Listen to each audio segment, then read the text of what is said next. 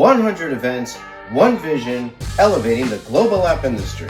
Hey there, I'm Louis Tanguay. I am the founder of App Growth Summit, and we are here in New York City, where it all began. It all started in 2018 with the sold-out event in New York City. The goal? Create an exclusive, invite-only experience designed for real connections, curated content, and a world-class atmosphere.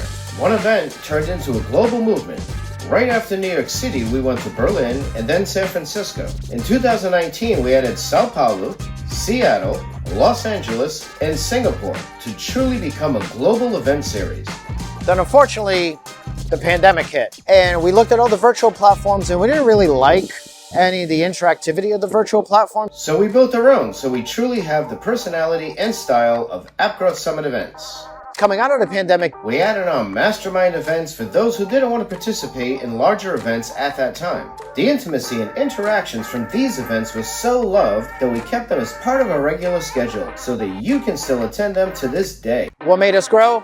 Super high quality, commitment to content, curated content. Because great content shouldn't be boring. It should be inspiring, engaging, and fun.